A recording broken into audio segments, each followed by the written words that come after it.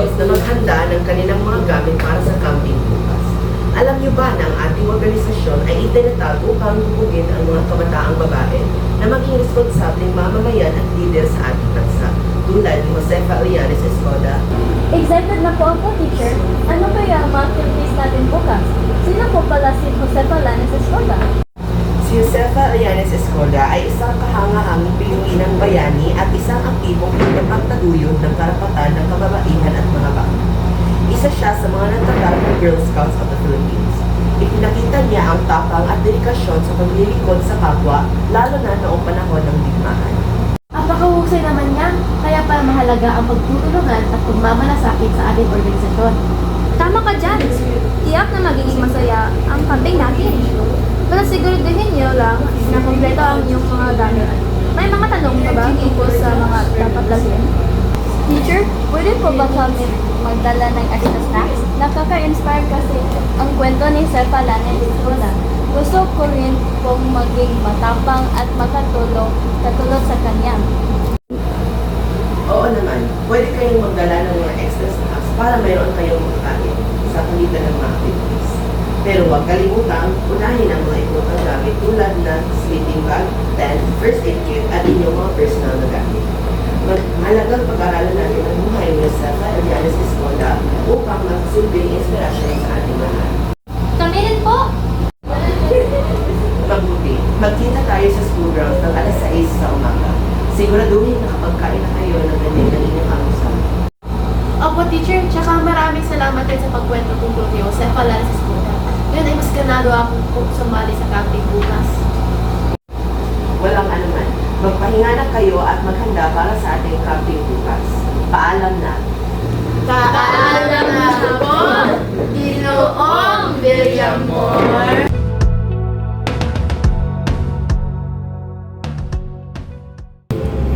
Gusto ko pang magkatuto tungkol kay Josefa Alianes Escoda. Oo nga, ako rin. Paano masensit tayo tungkol kay Josefa Escoda kasi parang malaman natin kung ano ang naitulog niya sa bansa. Sige, sige. Ay, siyang lamig talaga ng panahon. Parang gusto magmanap. Kaya nga eh. Tara. Kapoy, gusto mo sumanap? Kaya na lang muna. Sige, ikaw bahala. Tara na, Sash.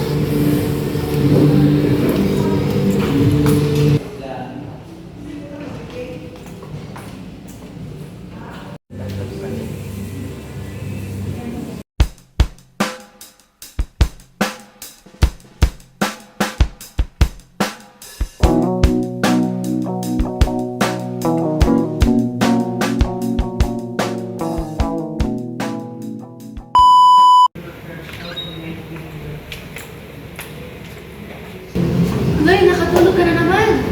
Suma ka na lang kaya sa amin. Huwag na lang. May nakita kasi akong film ko sa talubugin ni Josefa Alianes Escoda.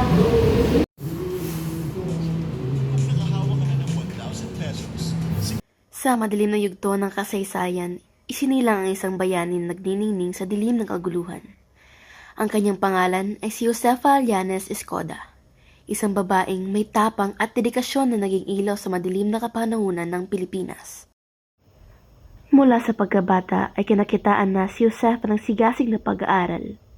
Ang natamong edukasyon ay isang matagumpay na paglalakbay mula sa kanyang simpleng buhay sa probinsya patungo sa mataas na antas ng kaalaman at karunungan. Tinapos niya ang Elementary Teacher Certificate sa Philippine Normal School sa Maynila na may karangalang taong 1919 at Secondary Teacher Certificate sa Universidad ng Pilipinas sa taong 1922. Natapos rin niya ang kanyang masteral degree sa Sociolohiya sa Columbia University. Ang kanyang edukasyon ay naging sentro ng kanyang pag-usbong bilang makabayan at leader.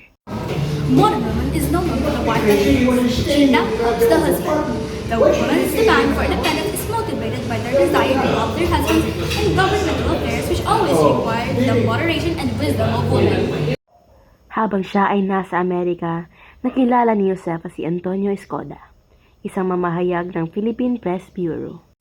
Hey, beautiful. Antonio Escoda from the Philippines. Well, thank you, Mrs. Skoda. I'm Josefa from the Philippines. Nice meeting you. Kalaunan ay nagpakasal silang dalawa pagkabalik nila sa Maynila at nabiyayaan ng dalawang anak na sina Maria Teresa at Antonio Jr. Sa kanyang pagbalik sa bansa, Isa sa mga pinakamahalagang kontribusyon ni Josefa ay ang pagtatag ng Girl Scouts of the Philippines. Isang organisasyon na naglalayong turuan at gabayan ang mga kabataang babae sa mga kasanayang makatutulong sa kanilang pag-unlad bilang mga responsableng mamamayan. Nilagdaan ni Pangulong Manuel L. Quezon ang Commonwealth Act No. 542, ang GSP Charter, noong Mayo 26, 1940, na kumilala rito bilang pambansang organisasyon. Naging instrumento si Josefa sa pagpapalaganap ng mga prinsipyong mga kabutihang idudulot hindi lamang sa kabataan, kundi pati na rin sa buong lipunan. Ipinagtanggol niya ang mga karapatan ng mga kababaihan na magkaroon ng mahalagang papel sa lipunan at naging pangulo ng National Federation of Women's Club. Nang sumiklab ang ikalawang digmaang pandaigdig, isa si Josefa sa mga tumulong sa mga bilanggong Pilipino at Amerikano na mabigyan ng mga pagkain, damit at gamot. Nakulong ang kanyang asawa sa Fort Santiago noong Hulyo 1944. Matapos naman ng 2 buwan, ay nadakip rin si Josefa at siya ay kinulong at pinahirapan sa madilim na selda sa Fort Santiago. Grace, ang aga naman ngayon. Gusto ko bang matulog? Gabi pa lang, pinagdaanan ni Josefa Lanes Escoda. Hindi ko akalain na ganun katindi ang kanyang dedikasyon sa Pilipinas at sa mga kababaihan. Oo nga po, nakaka-inspire talaga ang kanyang buhay na. Ang pinakahangang-hawa ko sa kanya ay ang pagiging matatag sa kanyang mga prinsipyo. Oo, at hindi lang yun. Aktibo rin siya sa National Federation of Women's Clubs.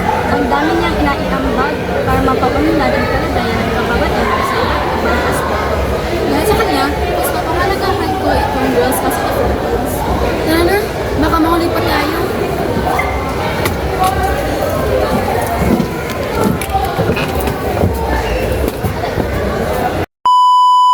Look me in the eyes, Jake!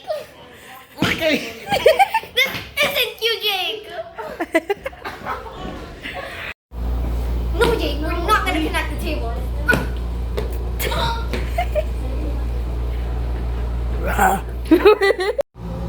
Paalala sa mga Girl Scouts na maghanda ng kanilang mga gamit para sa camping bukas. Alam niyo ba ang ating mga organisasyon? Ano ba kayo? Say go! I said,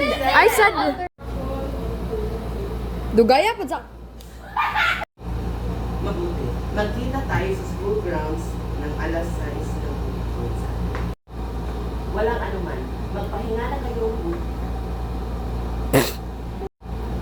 Walang anuman. Magpahinga at magtag na.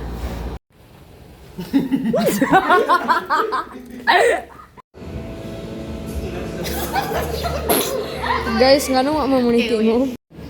Wait, Chloe, nakatulog ka na naman. Hello. Uyog ka na, Sam. Uyog ka na. Ayaw ba? Ayaw ba? Ayaw ba?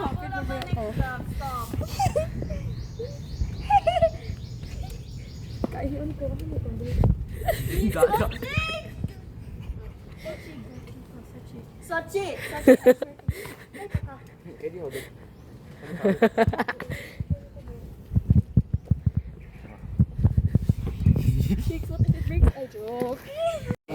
Modern woman is no longer the wife of things. She now helps her husband. You look at us. You look at I us. can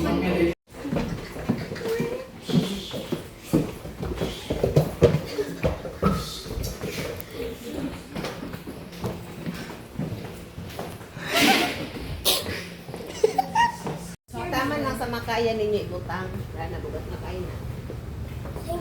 Kaya ninyo ba? Come here, Akira. Eliza. Eliza, come here. Zane, pagtan. Closer. Like that. Stand properly. Stop.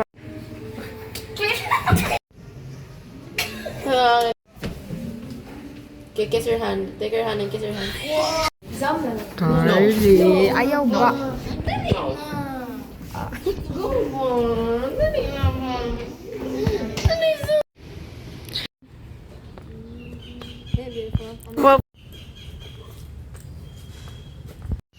Hey, beautiful. I'm Antonio Escoda. Hey, beautiful. I'm Antonio Escoda from the Philippines. Wait. Hey, beautiful. Go.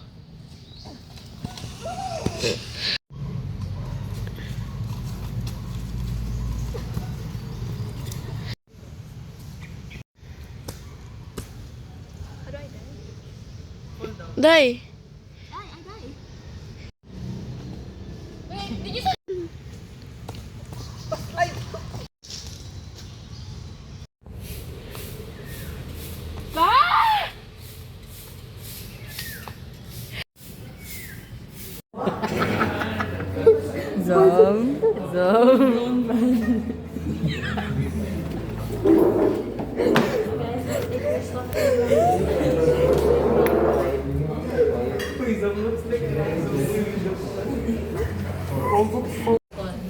He's your crush. Chloe, what do you call a violent canoe? Can't imagine what. Canoe. Go dali. And then you take your hand. There's so many children. Wow. I was about to get one. Okay, I stay in one lane ng yun. One lane ng bus. Example, pag mid lane, there again ko. Like, I don't go on. It's my problem. If I'm wrong, I stay in all lanes. May ganito na. Sige ko. Wala naman sa victory. So guys, ay lang income guys. After like here, Ako.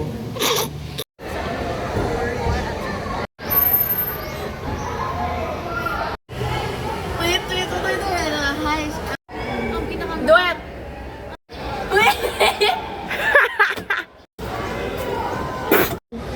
Ay, siyang aga na. Ako, Ay, siyang aga naman ngayon. Gusto ko bang matulog? Ano pala ang pinagdaanan ni Cephalana sa Skoda? Hindi ko akalain na ganun katindi ang kanyang dedikasyon sa mga kababayan. Go. Ish, Ang pinakahanga-hanga ako sa kanya ay... Louder again. Ang pinakahanga-hanga ako sa kanya ay yung pagiging matatag niya sa kanyang mga puso. Ang pinakahanga-hanga ako sa kanya ay yung pagiging matatag niya sa kanyang mga puso. Ish, What did I say? XO, baby. Okay. Ang pinakahanga ako sa kanya. XO. Ay, siyang aga naman ngayon. Gusto ko pang matulog. Ano pala ang pinagdaanan ni Cephalana sa Skoda? Hindi ko akalain na ganun katindi ang dedikasyon niya sa mga